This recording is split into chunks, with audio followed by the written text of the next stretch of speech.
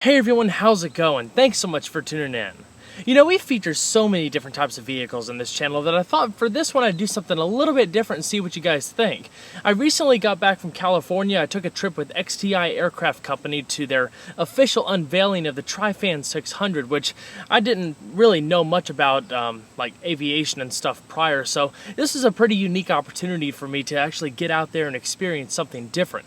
So in this video, I'm going to give you a quick overview of the Trifan 600 and what makes it so special, including all the essential specifications. We'll interview David Brody, the company chairman and founder, and get his take on things, and listen into some key aspects of the presentation so you can really see what makes this vehicle so different from any helicopter or jet before it. So the concept of a vertically rising jet is nothing new. I mean, you've seen it used in military purposes, but the Trifan is the first application of like more of a personal commercial type basis. It's a really revolutionary concept in that it combines basically the best aspects of a jet and a helicopter. So like a helicopter, the Trifan would be able to rise up vertically from any typical helicopter pad and then take off like a jet, and vice versa when it comes to landing. So basically, with the end goal of shortening travel time, making things a little bit more efficient, a little bit more practical for executive businessmen who are traveling back and forth between locations on a regular basis. So what exactly is the Trifan? The Trifan, like the name suggests, consists of three ducted fans for overall movement. You have one on each wing and one at the rear. When sitting still on the ground or a helipad, they're all going to be in a horizontal position. When they're in horizontal, they contribute to vertical lift, primarily the rear fan. So when you're actually up in the air getting ready to move forward, there'll be a panel that comes back over the rear of the plane and covers up that rear fan since you don't need the vertical lift anymore, while the horizontal wings will move forward, angle up a little bit more to where they're vertical, providing the forward movement, thanks in part to high-performance turboshaft engines. Some other essential specifications: the Trifan is said to take about 11 seconds to get to its max cruising altitude of around 30,000 feet, and to get to its max cruising speed, which is around 400 miles an hour, it'll take about 90 seconds. It'll also use fly-by-wire flight controls. Alright guys, thanks so much for watching. I'm here with David Brody. He's the founder of XTI Aircraft Company. I wanted to ask him, what was your initial inspiration for creating the Trifan? I've never seen anything like it. I've heard of the concept before, but seeing it executed in this fashion just seems like the coolest thing in the world to me. I mean, where did you come up with this idea? Well, thank you very much. There isn't anything like it, and it is unique. The origination of the idea was based on the ducted fan aspect of another aircraft project that I was involved in related to helicopters, which had rear fans, ducted fans for rear propulsion and going forward only, and then started to think about what that could mean and what that could do for actual vertical takeoff and landing if you combined it with a business jet, basically, for the speed and the range and the comfort that you always find in business jets. And so the first thing that I did was found an engineering team that was experienced in the area of fixed wing planes, and we started designing the plane and then combining it with the ducted fans. That was over 2 years ago. We've been working on this project for 2 years, and have done a tremendous amount of engineering, put a lot of work into it so far. Then last year, 2014, we put the executive team together, which is, as you know, comprised of veteran fixed wing and helicopter executives and engineers and financial professionals, and to execute on the plan that we have for developing the aircraft. We will have a flying prototype. The plan is to have a flying prototype within about 2 to 2.5 years. How do you do that? Well, we have to take parts of the jet, parts of the helicopter, and put them together. And nobody's ever done that very efficiently, especially commercial. So let's start with lift, right? We gotta fly. So they both have wings, right? We know that. And then, I'm sorry, some of you are way more educated than I am in aviation, but I'll teach to me, okay? So excuse me if I get too basic here. But this is the wing, right?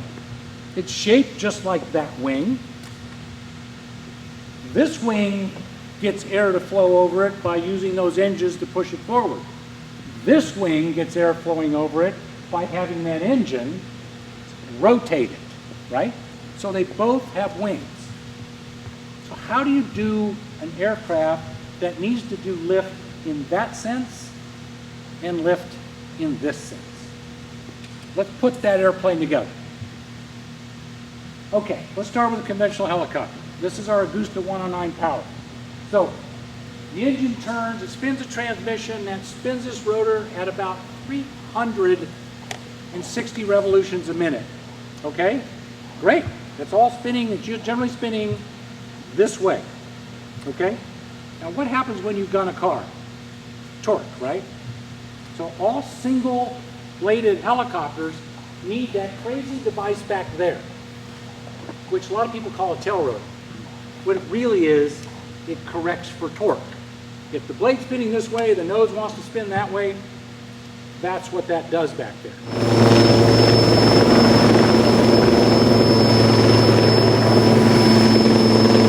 Okay, so we need to lift. Let's start with the main rotor, but let's go really, really smaller into something that, let's say, is 7 feet in diameter. Okay? So let's start there. It's kind of inefficient as it sits like that. So what we do is, let's put a shroud around it, a duct, if you will. And what that duct does is that duct, when we're not moving forward, we're at slow speed, that duct really provides solid airflow and allows for a 7-foot shrouded fan to lift 2,500, 3,000 pounds, okay? But that's not very much, right? This aircraft weighs 6,000 pounds. This aircraft is about 5,000 pounds. So, okay, let's add a couple more. Aha, now we have 3 fans. Trifan, we're getting there, I promise. And when we rotate those in different directions, what do we eliminate the need for? We don't need the tail rotor anymore, right? We've counteracted torque by spinning the blades in different directions. Okay? So now we have a trifan. 3,000 pounds of lift, 3,000 pounds, 3,000 pounds. They're additive. So now we can lift about 9,000 pounds. Okay, now we're starting to put an airplane together. Now, let's add a couple of engines. We want 2 for safety, right? We want turbo fans or turbo shafts. Well, all gas turbines are simple, right? They squeeze the air, they light it, it blows out the back. Now, sometimes when it blows out the back, it turns another fan. On this airplane, for example, you see the fans in there? It turns directly and that provides the thrust. But in a helicopter, the engines are mounted this way. We need the power to go this way, so we have a transmission. And the transmission changes the direction of the power, and we're rotating 40,000 revolutions a minute down to 300 revolutions a minute. It's got to slow it down too. That's the transmission. So what we need is a turbo shaft engine, and let's get the turbo shaft engines from the helicopter, not the turbo fans from the jet. Okay, so there's our turbo shaft engine. We talked about needing a transmission. Let's add a transmission. The transmission takes the power from the engine and runs those 3 fans. Okay, simple. Now we can lift up. Let's add the airframe from the jet. Why are we going to add it from the jet and not the helicopter? It's pretty simple. First of all, we want to fly up above the weather. We need pressurization, right? So when that airplane's flying at 41,000 feet, every inch of the inside of that airplane is feeling 8.1 pounds of pressure. That's why we need jet-like fuselage. We also need the aerodynamics of this aircraft. You see how that's kind of blunt? Remember, 170 is all it's going to go, regardless of how sleek it is. But we need the aerodynamics of the jet, and we need, frankly, the control surfaces of the jet. And that's why we use that fuselage. And that is the Trifan 600. So that's it. That's the first time that anybody's ever seen the Trifan 600. And it's going to be eye-watering performance. We're going to be somewhere in the mid-30s in terms of altitude. Why? We want to be above the weather, way above the weather. We're going to go somewhere around 400 miles an hour because we want the speed of a light jet. We're going to be around 8,500 pounds, bigger than this. And we're going to have an extremely luxurious interior for people to fly. That's the aircraft. It's going to be around $10 million. $10 to $12 million is our view of it. That may sound like a lot of money until you do the math. If I'm a jet owner that also owns a helicopter, which is what the Trifan will do, I've probably paid 17 to 20 to own those two pieces of equipment, to do what the Trifan will do with one piece of equipment. Plus, will be less expensive to operate. Plus, we'll only need one set of crews. You only have to do maintenance on one vehicle. So, and the fact of the matter is that those two pieces of equipment do not equal a Trifan, because neither can do what the Trifan 600 can do. So when you put all that together, our market analysis says that this is 40 to 100 units a year into the marketplace. And we priced it well enough that our business case makes ultimate sense.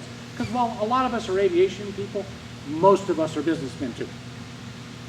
And we figure, yeah, it's cool, but will it work and will it make any money? And the fact is, all those seem to work. You can take off and land on any paved surface, on any helipad.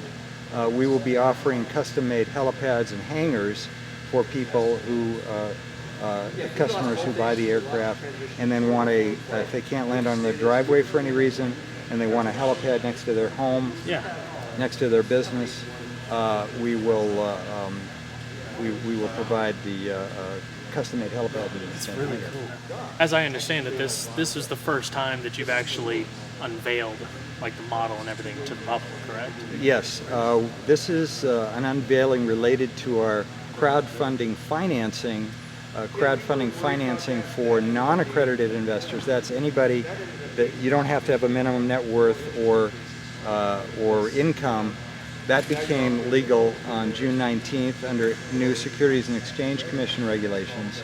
And so there is an opportunity here for any investor to become a part of what we think is a historical change in the aviation industry and a game changer, allowing people in this aircraft to land and take off like a helicopter, point to point, but have the speed, range, and comfort of a jet.